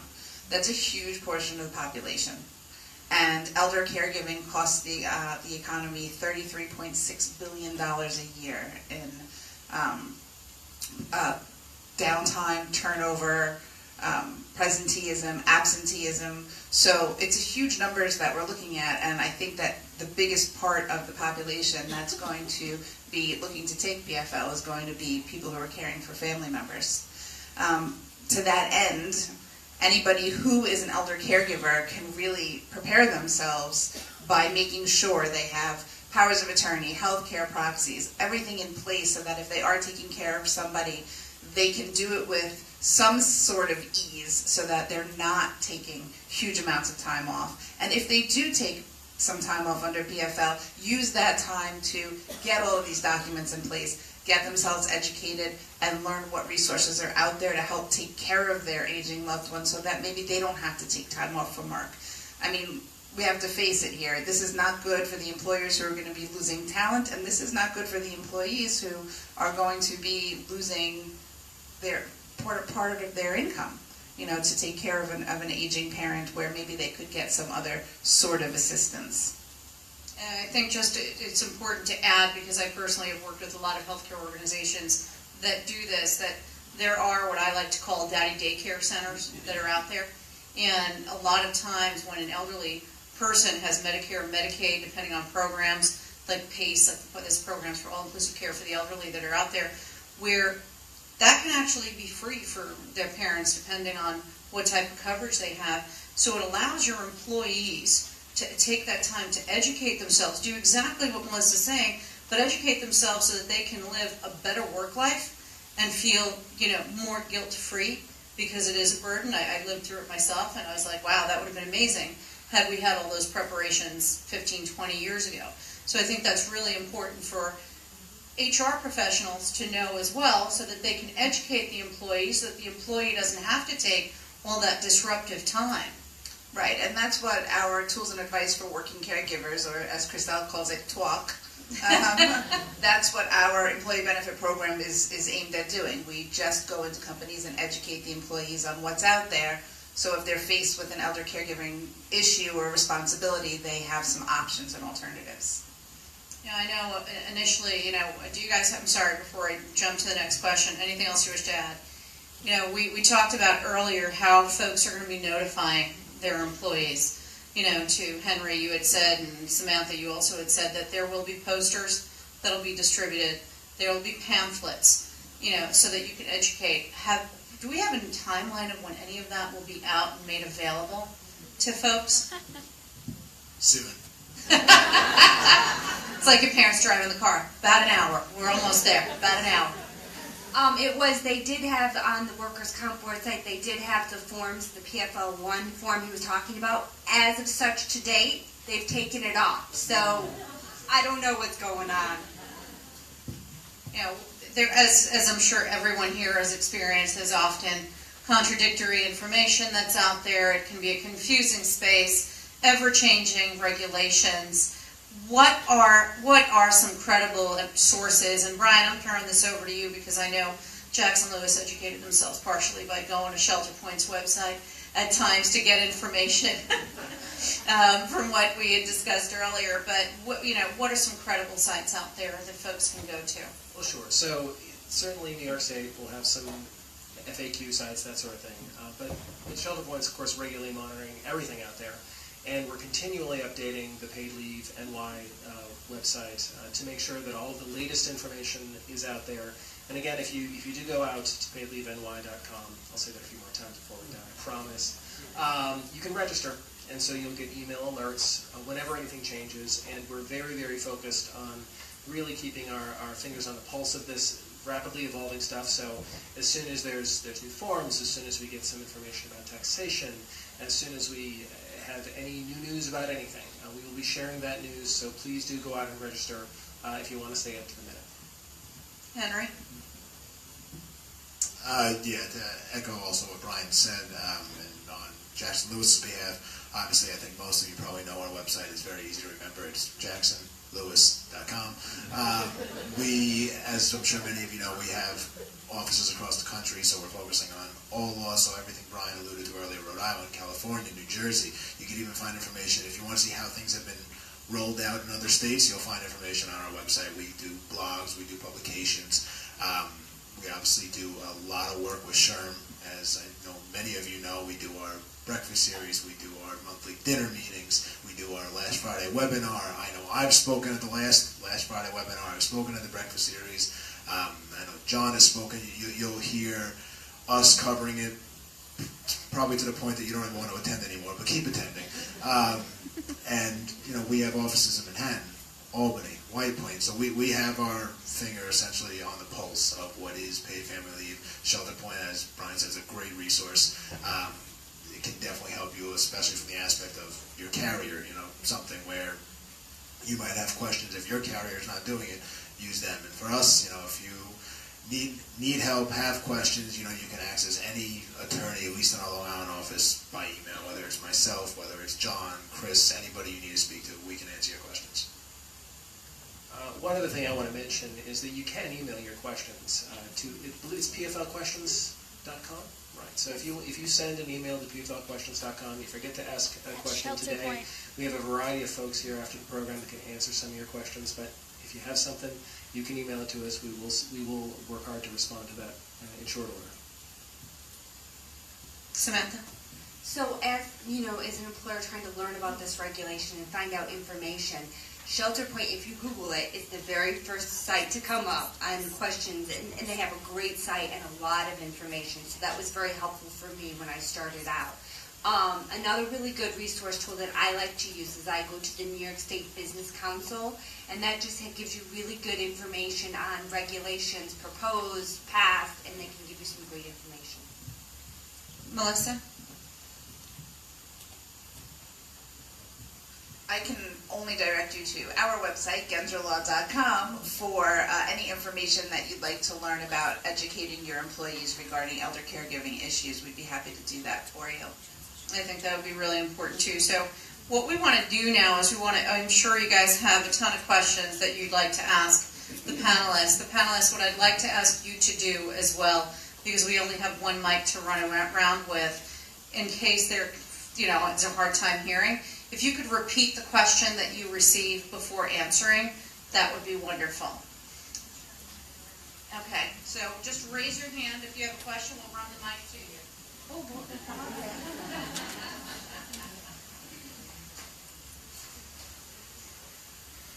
Thank you. You mentioned that benefits have to be paid, or have to be kept in force. Can we insist that they pay their portion of the health premium while they're out on the leave, or do we have to wait till they return? So you may see the nodding. Yes, they can be, and actually, let me repeat the question. So the question was related to medical coverage and whether employers can ask employees to continue paying their portion of the medical premium while they're out on leave. And the answer to that question is yes, you can go ahead and have them send you a check or figure it out however you want to, as opposed to waiting until they return.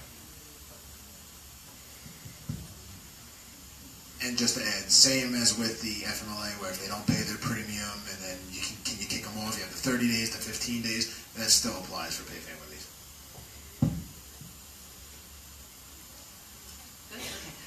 I have a question on forms. I guess the return of forms from the employee. Now, I'm sure this has never happened to anyone, but I have an employee say has to leave suddenly to go overseas to care for a sick parent, relative. How do we handle the paperwork? And for Brian or Henry, and what happens if we don't get anything? How is the carrier going to handle approving or denying this? So, great question. One thing actually to bear in mind is we actually have to pay the claim whether or not we ever get the form back from the employer. We're actually required to pay the claim regardless, right? That's under the current draft of the regulation. We would like to get that form, however, but what we would do is that we would reach out to the employer for that information if we didn't get the form from the employer for whatever reason. And yeah, in that overseas claim, it might be hard for us to get medical certification, but we would endeavor to do so.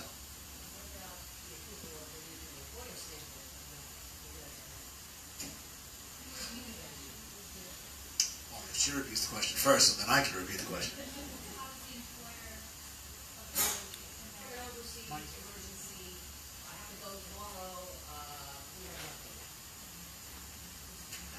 This is, I'm sure, the overseas might be the extreme part, but it's the same as whether you just go to a different state and the employee just picks up and leaves. What's the best practice? The best practice is documented. If this is, you got to look at as an employer, your past practice. What have you done in the past for a similar situation? If this is a matter of first impression, then you need to make a call. Set the precedent for what you're going to do in the future, and be consistent. Don't start treating different. If you have a good supervisor and a crummy, run-of-the-mill worker, don't treat them differently. They deserve, listen to me advocating. You need to treat them the same, otherwise that's going to be something that comes up down the line should you face any kind of legal action. It's whether or not you approve the leave, it's your call. I mean, it's something that if you want to, bounce the exact fact circumstance off of me or whomever, you do it and we walk through it and we say, pros, cons, make the call. That said, there we go. That said, PFL does not require anything but sort of immediate notice for an emergent claim like that. So if Grandpa has a heart attack and Grandpa's in Slovenia, there's nothing that says that's not covered.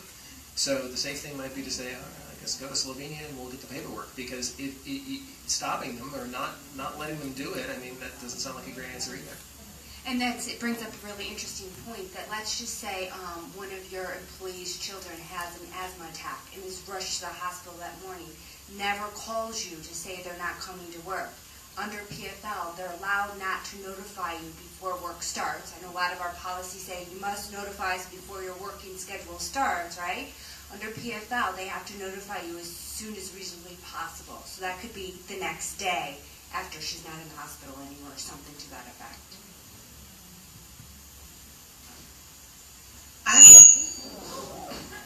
Sorry. I have a question regarding CBAs. My understanding, is there a distinction when does the law go into effect and you're covered under a CBA as of January 1st, or is it at the end of the contract period? So the best answer is it's not clear from the regulations as they currently stand. What I didn't say earlier, because I didn't really have a question to it, but for an employer covered under a CBA, the question was, when would paid family leave take effect if you're under the rules of a CBA in your workforce, and does it happen at the end of the contract, or is it going to be January 1st of 18? I will tell you this, from the legal standpoint, paid family leave starts January 1, 2018. Comply January 1, 2018. How this is going to be essentially worked in with the union, that part's unclear, because I don't think the regulations will ever even, once they become finalized, I still don't think they're going to address that part. The key for you as an employer, we already talked about what to do with the deduction. With the law, you still comply with the law come January 1, regardless of what your contract says. I find it hard to believe anyone's going to have a contract that says you are to not comply with any federal, state, or local law. So I'm not concerned about you getting any kind of unfair labor practice charge. Is that a refresh, or what is that? Filed by the That's union. the refresh. If, again, this is not a best practice, bring it to your union rep's attention. Tell them, this is the law, and if you want a brief outline from us or whomever, send them a brief outline, because maybe they don't know about it. This is what the law is. It's taking effect on January 1, 2018. We are instituting it. The law being a subject of bargaining, that, personally, I don't think that that's something you need to concern yourself about. I think that's something that you institute the law come January 1 of 18. The deduction is another question, but you institute the law January 1 of 18, and you roll with the law. You comply with the law, regardless of what your contract says. There's nothing in the regulations that's currently proposed that say you need to wait till the expiration of a CBA to institute the law. And I guess somewhat common sense, it wouldn't make a lot of sense, because then CBAs would probably start expanding well beyond 3 years to not cover any new laws. The one thing that the regulations do say about collective bargaining agreements, you can bargain, so let's say your contract is ending this year, early next year, you can bargain for benefits that are where you don't have to comply with paid family leave, as long as they are at least as favorable. So that essentially means you can't use your CBA, you can't now try to say, oh, it's good to be unionized. You can't say, as a union shop, that you are now going to not comply with paid family leave because we have this contract. This is kind of a backwards answer to your question. You can't bargain for benefits less than paid family leave. So you can't change the eligibility requirements. You can, of course, with any law, provide more. Good luck if you want to do it, and more power to you. But as far as, you can't say, oh, we'll give you 6 weeks of leave, or we'll give you 25% of your pay, or we are going to say you have to work here a year before you become eligible for paid family leave. That you can't do. So you can do the same. You could basically just take the law, pop it into your CBA if you want to put it in the contract and move forward with that, or just comply with the law regardless of what the CBA says on that one issue. But there's nothing wrong. It's a best practice. Let the union rep know. That way you cover yourself. Do an email, do a formal mailing.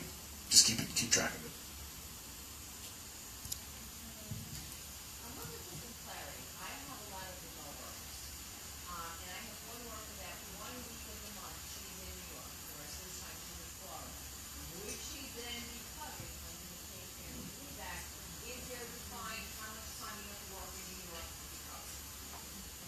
Can you just repeat the question for the sake of the live feed, please? Sure, I'll repeat the unanswerable question.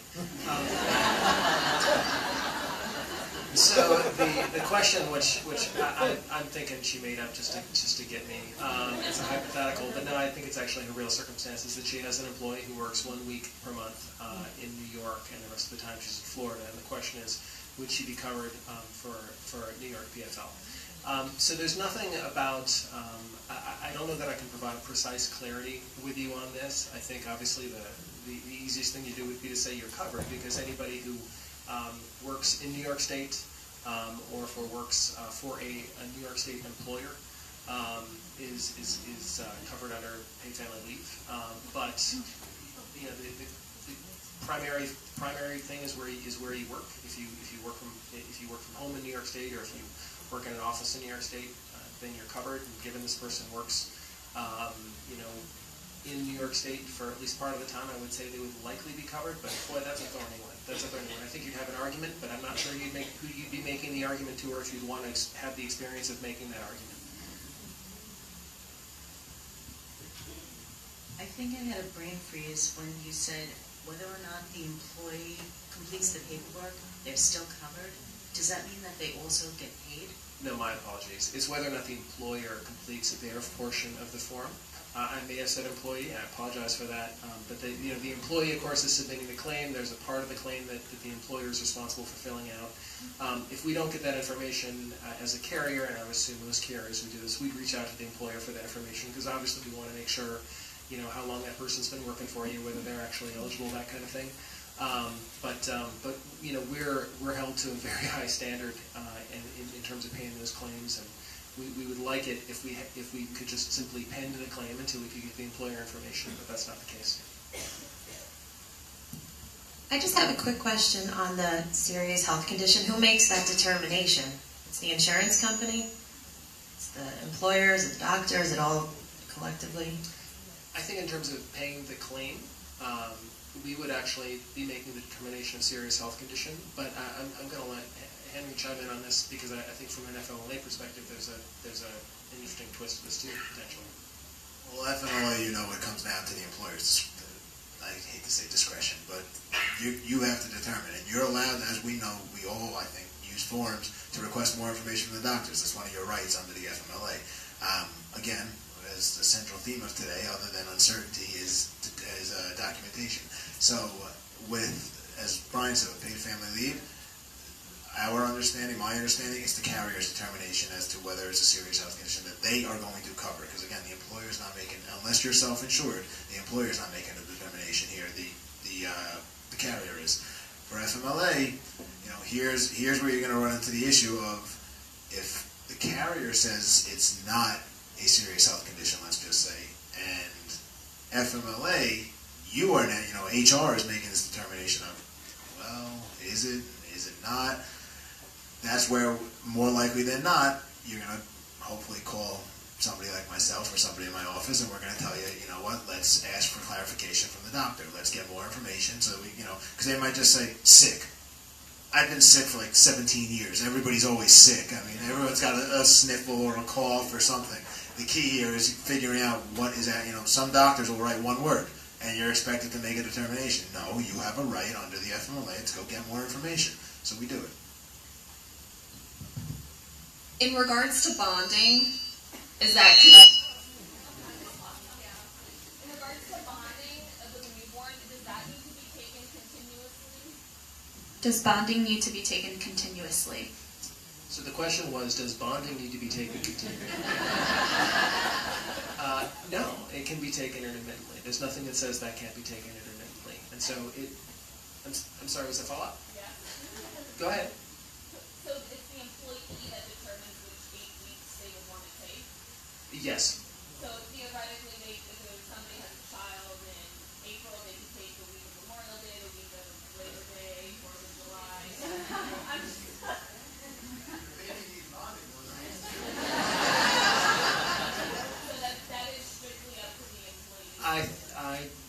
The way the law is written, that's legit. Yeah, they Can you repeat what's legit? They can take it in 1 day increments. So they can take 1 day at a time. And the key, because I think this is important to your question also, and you all might know it, but let's just pretend you don't for a second, it's got to be within the first year of the child's life. So keep that in mind. So as Brian was saying earlier, there's people that are already gearing up for paid family leave, and you don't even know it yet, come January 1, so you're going to get smacked right on the face when you get back from New Year's Day. But basically, anybody who had a baby as of March 1st, 2017, they can come right out of the gate and take that full 8 weeks in January 1st. Now, they'll be blowing their leave for the rest of the year, but there's nothing stopping them from doing that, assuming they meet all other eligibility criteria. Okay.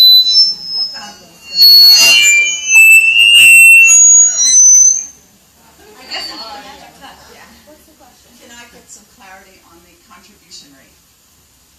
Yes, so the clarity is, it is a set number. It was set, Brian alluded to this division earlier, the Department of Financial Services for New York State. They set the contribution at 0.126%. So we're talking just above 0.1%, just a little bit below 0.2%. So a small number. And as Brian said for the year, and I'm going to go into it a little bit more, but as Brian said for the year, you're looking at about $85.56 per employees when you're making a determination of whether or not to take these deductions.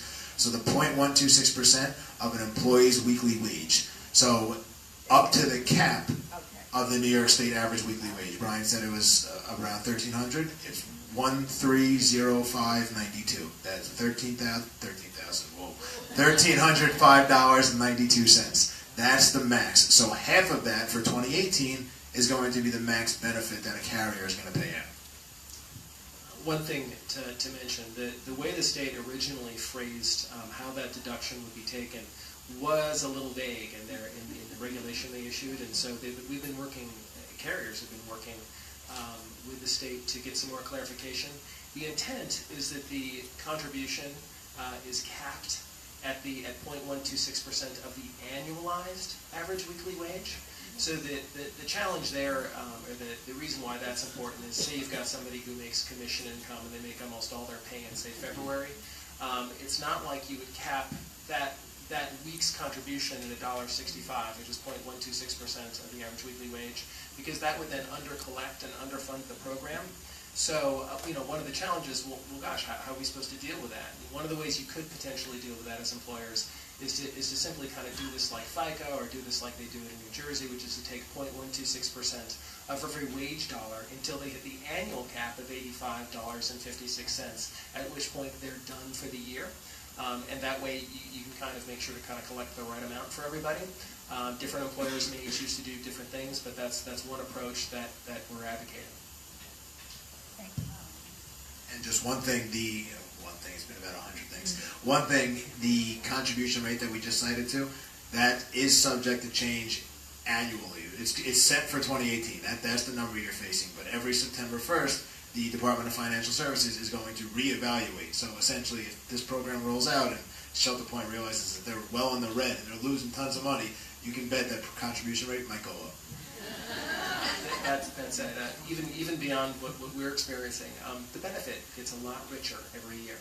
So it will roughly double, just from an actuarial perspective. That contribution will roughly double as we go from 2018 to 2021, because the benefits go from 8 weeks to 12 weeks and from 50% to 67% of pay. Just from a math perspective, it should increase over time.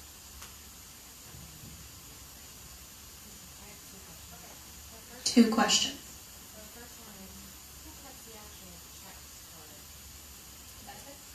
Who cuts the actual checks for the benefits?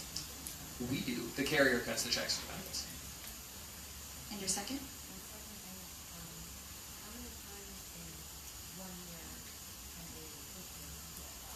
How many times in 1 year can an employee take paid leave benefits? So an employee can take up to 8 weeks of benefits. And they could, I suppose it's possible, they could do that in 40 separate claims if they had 40 different family members to care for and one bonding. So that's, to give you a sense, that's, I suppose, the limit. This is a complicated payroll, PTO, paid family leave claim question. With short-term disability, currently if somebody has like 100 hours of PTO, we offer them the choice to either take their full PTO or just true up to their, and true up to their 100% salary. Same for the paid family leave. You have to give the employee the choice. You might need an attorney, all right? Hold on, we'll get there. Chair broke. I promise this has nothing to do with Jackson Lewis. We just rent space in the building. You all right? All right. So I'm going to give you I think the answer to your question. Let's find out. The question was, for anybody who didn't hear it, essentially with employers who have policies where you force use of PTO because you can do that under the FMLA to true somebody up to their 100% of their salary. And FMLA, it's going to be they're a full day because they're most likely not getting paid at all. Does it still apply to paid family leave? The answer is yes and no. The answer is if it's a reason covered, and before we were talking about getting the leaves to run concurrently, this is kind of part of it too. If you are covered as an employer under the FMLA, and the reason for leave is covered under the FMLA, and paid family leave, you can, CAN, you can compel the employee to use his or her PTO time. That's allowed. The regulations as they currently are written, and that was something that was unclear in the original regulations, and they clarified it when they revised it. They said the FMLA would control in those type of situations, so FMLA applies. When it is not an FMLA reason, and it is only covered under paid family leave, so let's talk, maybe it's a family member that's not covered, a grandparent or a grandchild that's not going to be covered under the FMLA. Let's go with grandchild so we don't have to worry about who's standing in the place of a parent.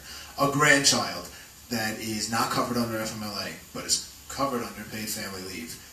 In that case, the regulations allow the employer to give the employee the choice to use. Good for you. You can now give a choice to the employee. You are allowed to give the employee the choice to use their PTO. You cannot compel them. That's how it's currently written.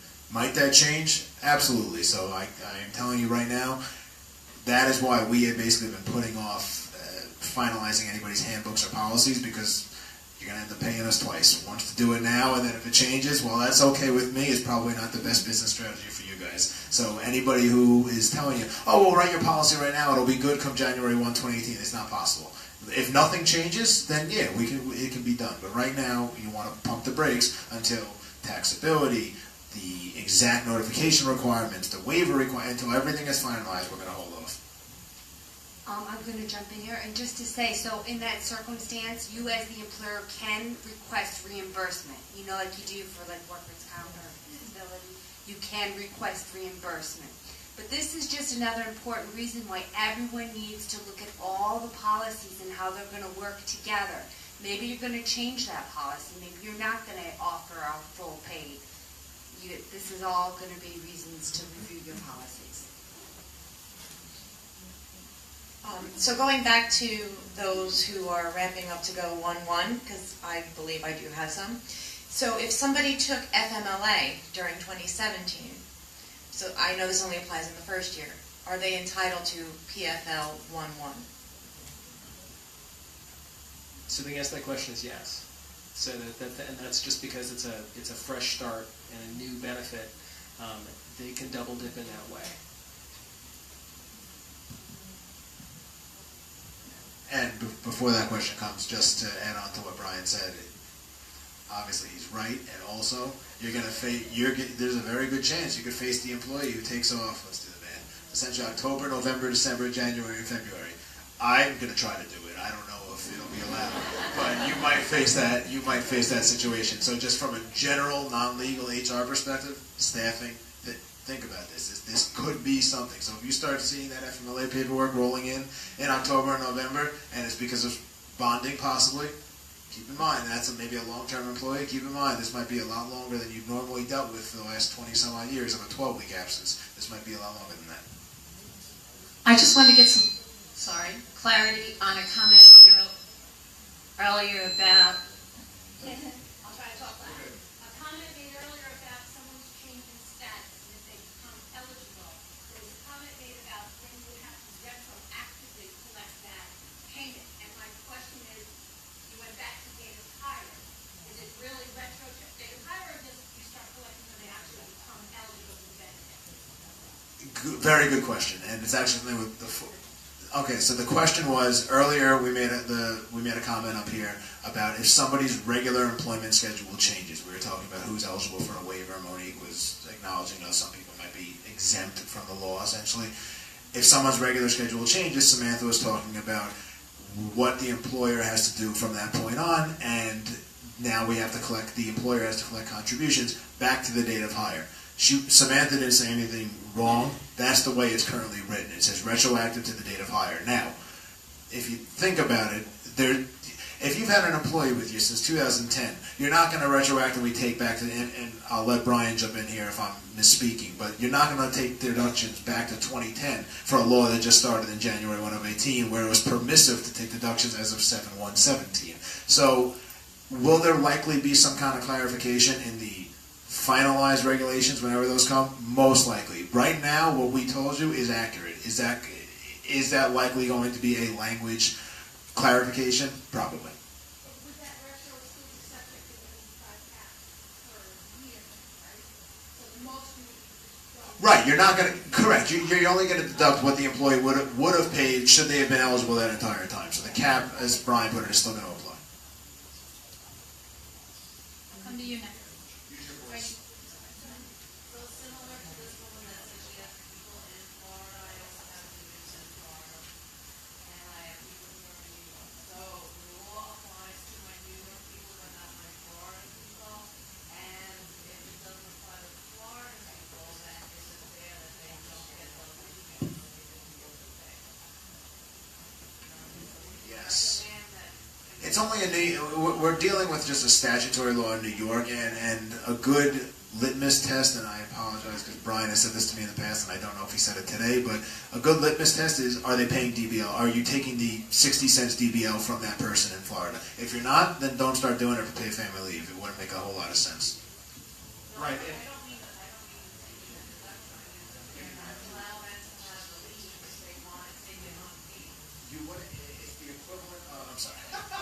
It's the equivalent of any federal and state law. I mean, we're just amplifying it in the paid family leave context because that's what's hot right now. But the laws are going to vary across state borders, so you don't have to do something different. You don't have, even though your company might have offices in Florida, New York, Oklahoma, and California, you don't have to give the there's different protected classes as far as discrimination. New York obviously includes almost anything you could possibly think of, but then a state like, I don't know, Nebraska or Texas is not going to include some of the protected classes that New York does. Obviously, you comply with the federal aspect, the FMLA, that's fine.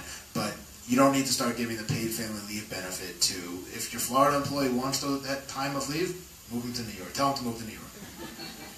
Right, and I did want to just amend something I said earlier. It's not, employees of a New York company that work in Florida wouldn't be subject. If they work from home in Florida, then they might be subject because they're working from home for a New York employer. But if they work at a Florida location, then they wouldn't be subject. There, as a follow-up to that question, because we have our Facebook audience that had asked a question along those lines, if a New York employer wants to, can they, and I think it follows up to our question, can they offer the same to one of their out-of-state employees? So we are currently working with DFS and WCB to get clarification on this. Our best guess is that carriers will be able to sweep some of these out-of-state employees in, but that's not certain. It's something that is in some ways permissible under DBL and that is a standard practice in the industry. Different carriers do it in different ways. PFL may be a bigger thing that DFS wants to be more careful with, and they might create some more bright lines about who can and can't be covered. But obviously carriers are going to want to support employers in covering who they want to cover, and we're working with DFS and WCB to get clarification. And taking it out of the insurance carrier part of it, just from the legal part, this is going to be the same as any essentially benefit you offer to employees that work in different states. You can exceed this. I mean, this again is probably common sense to everybody out here, but you can exceed what the state law provides. So if you have the Florida employee who doesn't have this leave, and I know this is the Facebook audience, feels like a presidential debate, but you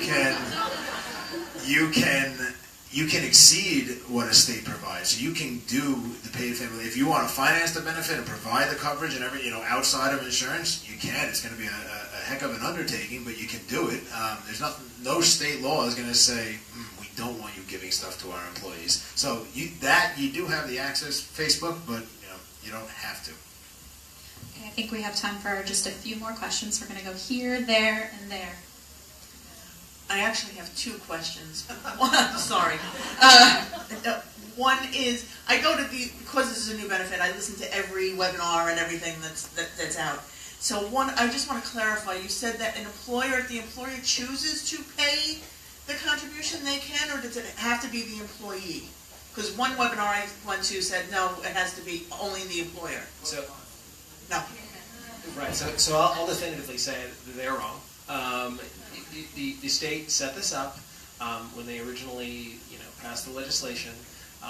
One of the deals they struck to get this thing passed is that it not cost employers anything, and so employees would typically fund the benefit, but there's nothing that's stopping employers from choosing to fund part or all of the benefit. Okay, and then quickly, when you talk about a serious health condition, would that include somebody that's in a facility, or is that caring for somebody at their home? So if somebody's in a facility, would that fall under that? Do you know?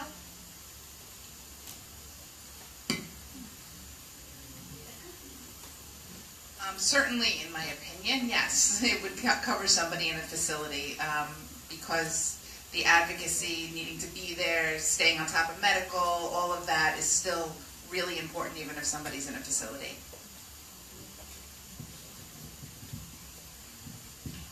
Under the PFL, there is a clause in there with the serious health condition that you have to be in close proximity to the individual that you're caring for their daily needs.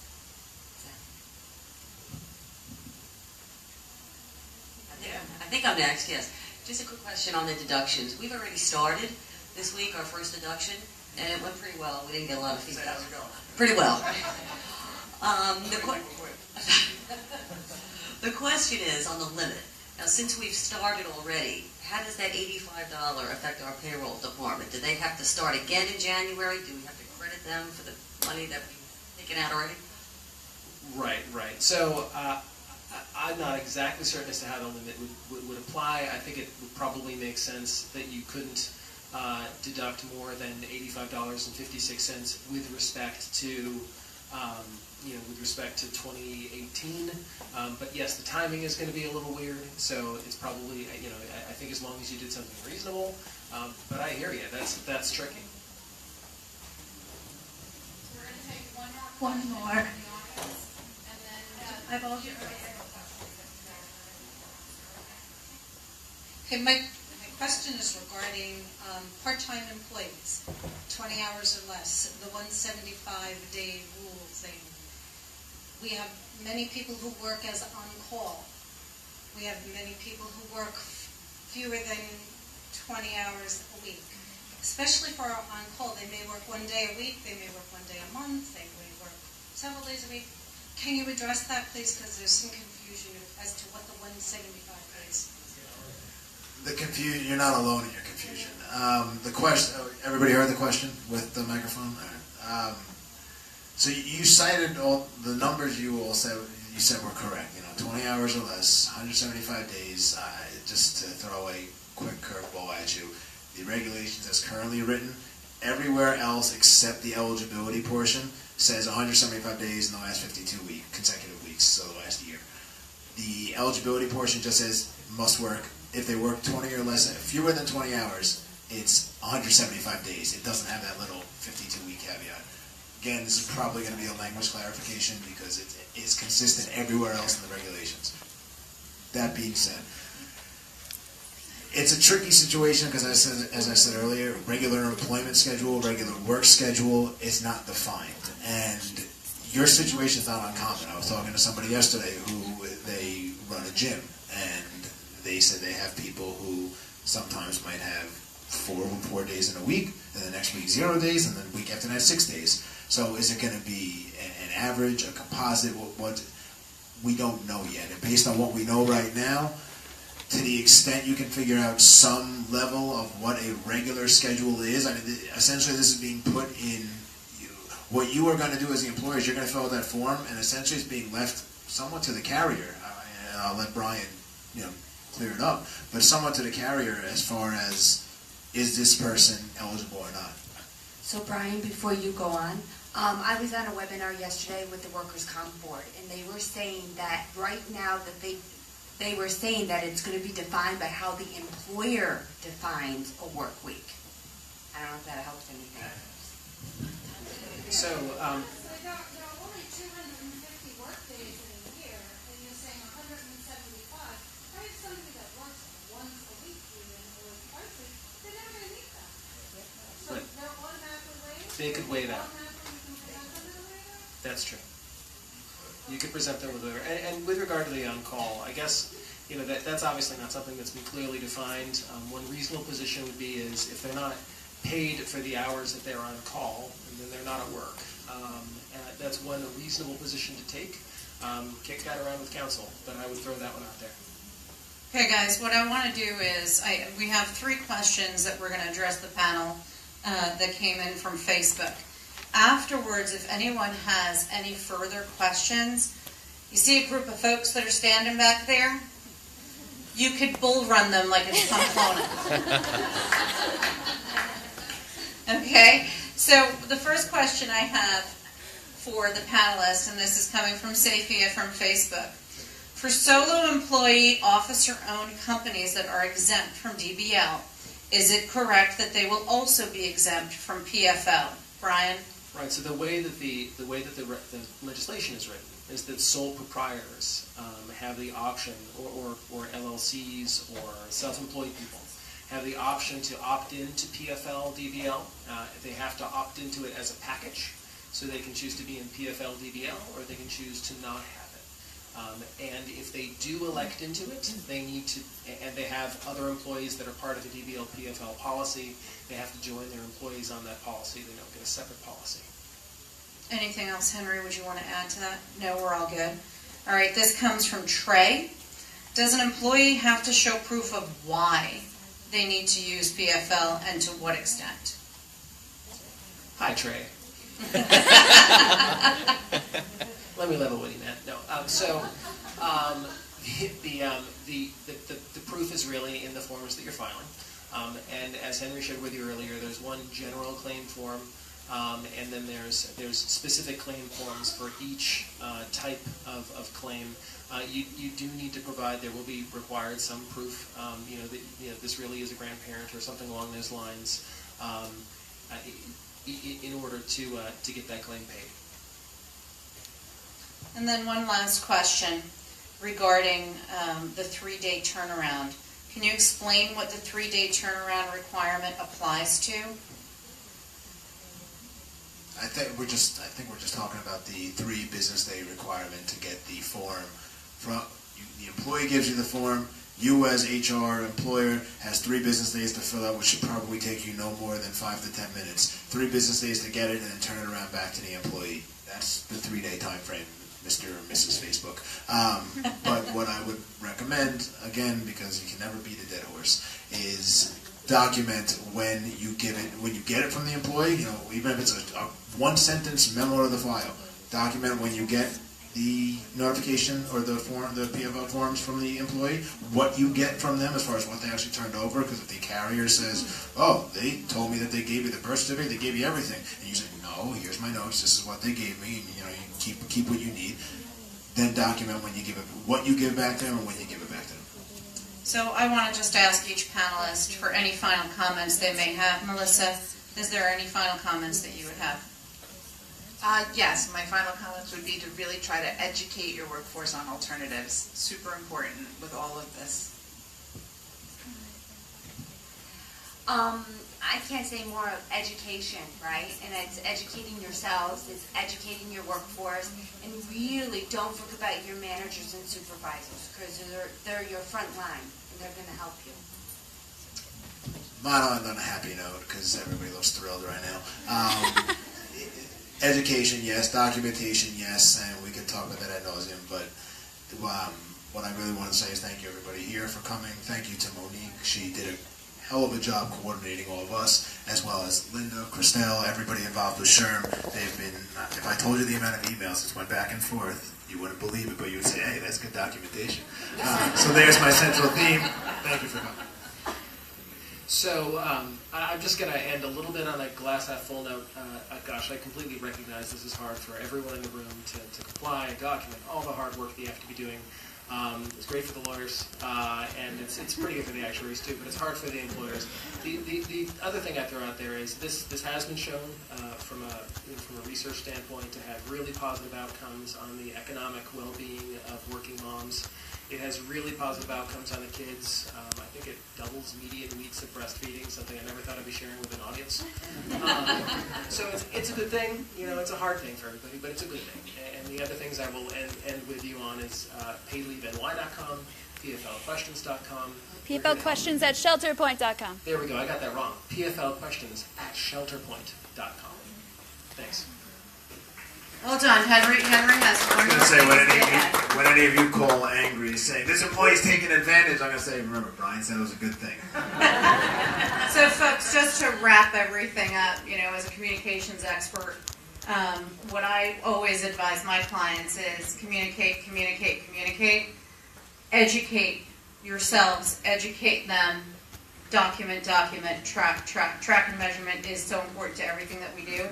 And just make sure for yourselves that you provide us as much information as possible, because everybody's only as good as the information they receive.